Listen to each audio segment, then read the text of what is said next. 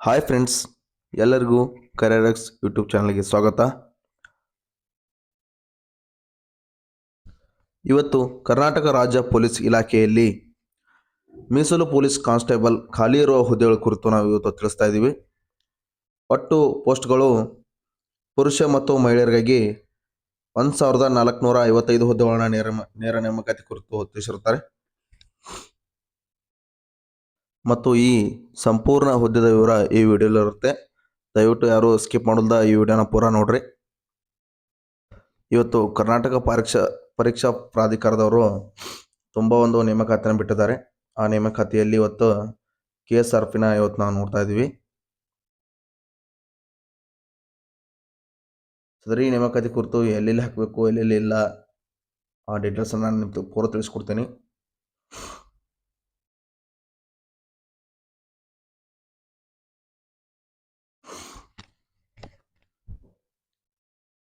ಈ ಹುದ್ದೆವು KSRP ಅಂದರೆ ಕರ್ನಾಟಕ ರಾಜ್ಯ ಪೊಲೀಸ್ ರಿಸರ್ವ್ ಪೊಲೀಸ್ ಅಂತ ಕರೀತಾರೆ ಇದನ್ನ.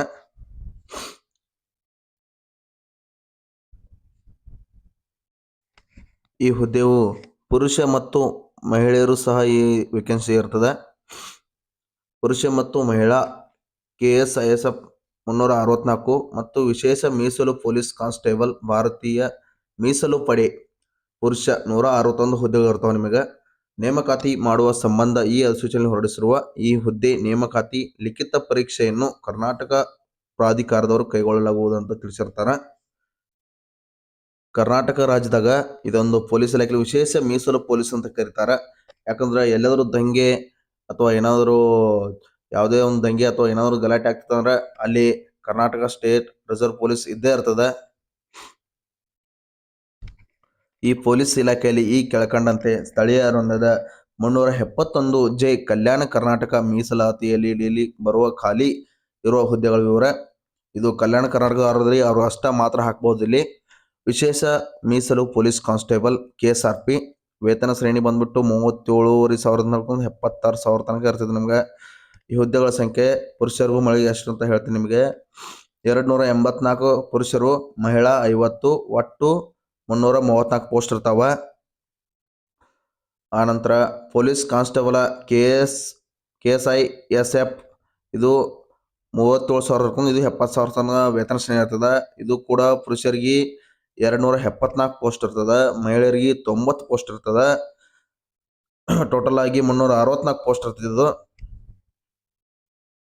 ಆನಂತರ ಭಾರತೀಯ ಮೀಸಲು ಪಡೆ ವಿಶೇಷ ಮೀಸಲು ಪೊಲೀಸ್ ಕಾನ್ಸ್ಟೇಬಲ್ KSRP ವೇತನ ಶ್ರೇಣಿ ಇದು 37,000 76,000 ಇರ್ತದೆ. ಹುದ್ದೆಗಳ ಸಂಖ್ಯೆ ಇದು ಪುರುಷರಿಗೆ ಮಾತ್ರನೇ ಇರ್ತದೆ, 161 ಹುದ್ದೆ ಇರ್ತದೆ. ಇದು ಈ ಎಲ್ಲೆಲ್ಲಿ ಹುದ್ದೆ ನಿಮಗೆ ಎಲ್ಲೆಲ್ಲಿ ಖಾಲಿದಾವ ಅನ್ನೋ ಹಂಗೆ ನೀವು ಕರೆಕ್ಟಾಗಿ ಹಾಕ್ರಿ. ಆಯಾ ಡಿಸ್ಟಿಕ್ ವೈಸ್ ಮತ್ತು ಅಲ್ಲಿ ಇಲ್ಲಿ ಜಾಸ್ತಿ ಇದಾವ ಅಂತ ಅಲ್ಲಿ ಇಲ್ಲಿ ಹಾಕ್ಬಿಡ್ರಿ.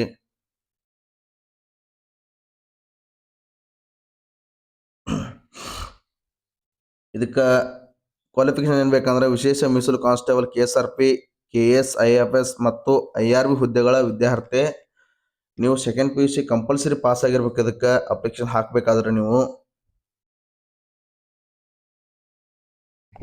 ಯಾವ್ಯಾವ ಅಭ್ಯರ್ಥಿಗಳಿಗೆ ಎಷ್ಟೆಷ್ಟು ಗರಿಷ್ಠ ವಯೋಮಿತಿಯನ್ನು ಕೊಟ್ಟಿದ್ದಾರೆ ಅಂತ ಇಲ್ಲಿ ತೋರಿಸ್ತೀನಿ ನಿಮಗೆ. ಸಾಮಾನ್ಯ ಅರ್ಹತೆ ಅಭ್ಯರ್ಥಿಗಳಿಗೆ 33 ವರ್ಷ ಕೊಟ್ಟಿರ್ತಾರೆ. ಆನಂತರ ಪರಿಶಿಷ್ಟ ಜಾತಿಯವರಿಗೆ ಪರಿಶಿಷ್ಟ ಪಂಗಡ ಪ್ರವರ್ಗ 1 ಮತ್ತು ಪ್ರವರ್ಗ 2A 3B 3A 3B ಅಭ್ಯರ್ಥಿಗಳಿಗೆ ಇವರಿಗೆ 35 ವರ್ಷ ಇರ್ತದೆ.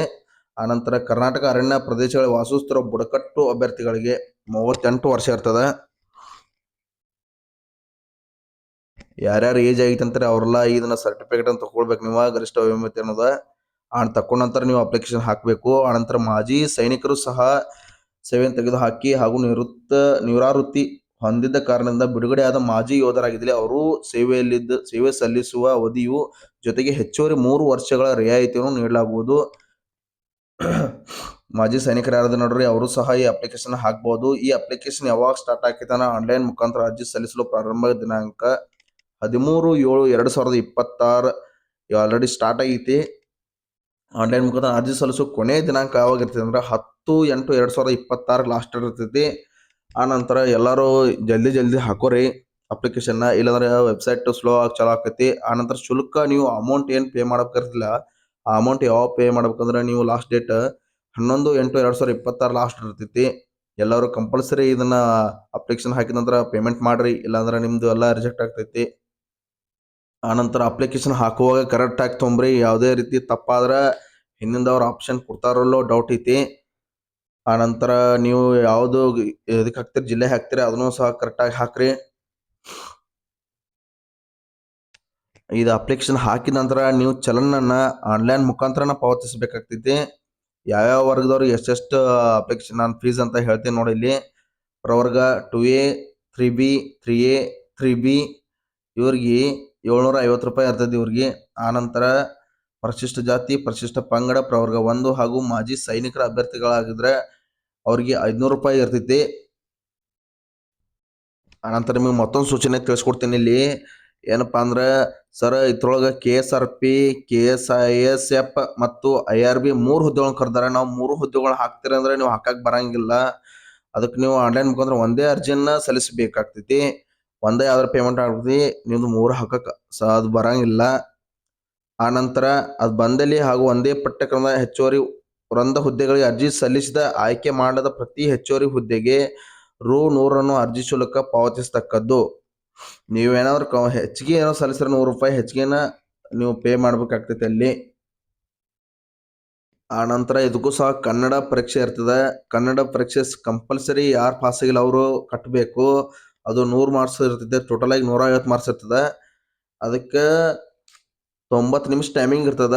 ಅದಕ್ಕೆ ನೀವು ಕಂಪಲ್ಸರಿ ಇದಕ್ಕೆ 50 ಮಾರ್ಕ್ಸ್ ತಗೊಳ್ಬೇಕು. ಇದು ಪಾಸ್ ಆದ ನಂತರ ನಿಮಗೆ ಮೇನ್ ಎಕ್ಸಾಮ್ ಬರ್ಯಾಕ್ ಕೊಡ್ತಾರು. ಅದು ಯಾವಾಗ ಐತೆ ಅಂದ್ರೆ 20/9/2026 ಐತದ. ಆ ನಂತರ ನಿಮಗೆ ಯಾರ್ಯಾರು ಪಾಸ್ ಆಗ್ತಿರಿ ಇದ್ರೊಳಗೆ ಆಲ್ರೆಡಿ ಪಾಸ್ ಆದವ್ರಿಗೆ ನಂತರ ದಿನಾಂಕ ತಿಳಿಸ್ತಾರಂತ ಅವ್ರ. ನೋಡ್ರಿ, ಕನ್ನಡ ಎಕ್ಸಾಮ್ ಪಾಸ್ ಆಗ್ರಿ, ಇನ್ನೂ ಯಾರು ಪಾಸ್ ಆಗಿಲ್ಲ ಅವರು. ನಿಮ್ಗೆ ಇಲ್ಲಿ ಋಣಾತ್ಮಕ ಮೌಲ್ಯಮಾಪನ ಬಗ್ಗೆ ತಿಳಿಸ್ಕೊಡ್ತೀನಿ. ಸ್ಪರ್ಧಾತ್ಮಕ ಪರೀಕ್ಷೆಯಲ್ಲಿ ಪ್ರಶ್ನೆ ಪತ್ರಿಕೆಗಳಲ್ಲಿನ ಪ್ರತಿಯೊಂದು ಪ್ರಶ್ನೆಗೂ 4 ಪರ್ಯಾಯ ಉತ್ತರಗಳಿದ್ದು ಅಭ್ಯರ್ಥಿಯು ಯಾವುದಾದ್ರೂ ಒಂದು ಸರಿ ಉತ್ತರವನ್ನ ಮಾತ್ರ ಆಯ್ಕೆ ಮಾಡ್ಬೇಕಾಗ್ತದೆ. ನೀವು ಅಲ್ಲಿ ನಿಮ್ಗೆ 4 ಆಪ್ಷನ್ ಕೊಟ್ಟಿರ್ತಾರೆ. 4 ಕೊಟ್ಟಿಗೆ ಒಂದ ಟಿಕ್ ಮಾಡಿ ರೌಂಡ್ ಮಾಡ್ಬೇಕಾಗಿರ್ತದೆ. ಆನಂತರ ಪ್ರತಿ ತಪ್ಪು ಉತ್ತರಕ್ಕೆ 4ನೇ ಒಂದಾಂಶದಷ್ಟು 0.25 ಅಂಕಗಳನ್ನ ಕಳೆಯಲಾಗ್ತದೆ. ನೋಡ್ರಿ, ಕರೆಕ್ಟಾಗಿ ಹಾಕ್ರಿ ಎಲ್ಲಾರು. ಇದಕ್ಕ ಬಹಳ ತಪ್ಪಾಗ್ತೈತಿ.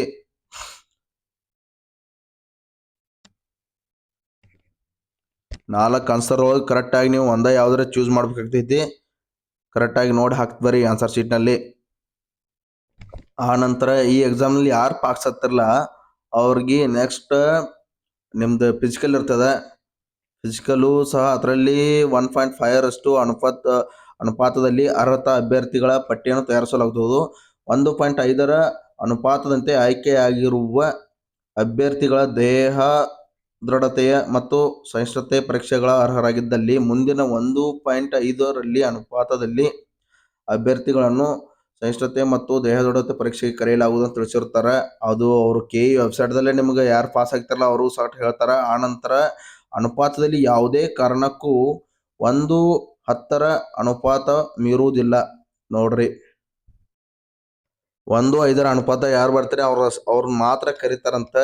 ಆನಂತರ 1:10 ಅನುಪಾತದಲ್ಲಿ ಯಾರು ಬರ್ತಾರೆ ಅವ್ರನ್ನೆಲ್ಲ ಯಾರನ್ನೂ ಕರೆಯೋದಿಲ್ಲ ಅಂತ ತಿಳಿಸ್ಕೊಟ್ಟಿರ್ತಾರೆ ಅಲ್ಲಿ. ಆನಂತರ ಲಿಖಿತ ಪರೀಕ್ಷೆಯಲ್ಲಿ 1:5 ಅನುಪಾತದಡಿ ಅರ್ಹತೆಗೊಂಡ ಅಭ್ಯರ್ಥಿಗಳು ದೇಹದೃಢತೆ ಪರೀಕ್ಷೆಗೆ ಅವರ PhDಗೆ ಇವರು ನಿಮ್ಮ ಫಿಸಿಕಲ್ ಎಜುಕೇಶನ್ ಟೆಸ್ಟ್ ಒಳಗೆ ನಿಮ್ಗೆ ಅವ್ರು ಕರೀತಾರ. ಅವರು KE ವೆಬ್ಸೈಟ್ದಾಗ ನಿಮ್ದು ಕರೀತಾರ. ಕರೆದಂತರ ಕಂಪಲ್ಸರಿ ಯಾರು ಹಾಜರಾಗ್ರಿ. ಅವ್ನ ಫಿಸಿಕಲ್ ಮಾಡ್ರಿ ಎಲ್ಲರೂ. ನಿಮ್ಮ ಫಿಸಿಕಲ್ ಏನಾದರೂ ಬಂತಪ್ಪ ಅಂದ್ರೆ ನಿಮ್ಮ ಫಿಸಿಕಲ್ ಹೋಗೋವಾಗ ಯಾವ್ಯಾವ ಪತ್ರಗಳನ್ನ ತೊಗೊಂಡು ಹೋಗ್ಬೇಕು, ಆಮೇಲೆ ಗುರುತಿನ ಚೀಟಿ ಯಾವ್ದು ತೊಗೊಂಡು ಹೋಗ್ಬೇಕು ಅಂತ ತಿಳಿಸ್ಕೊಡ್ತೇನೆ ನೋಡ್ರಲ್ಲಿ. ಪಾಸ್ಪೋರ್ಟ್, ಆನಂತರ ಚಾಲನಾ ಪರವಾನಗಿ ಪತ್ರ, ಪ್ಯಾನ್ ಕಾರ್ಡ, ಈ 3 ಒಳಗಿಂದ ಯಾವುದಾದ್ರೂ ಒಂದು ತೊಗೊಂಡು ಹೋದ್ರೆ ನಡೀತೈತಿ.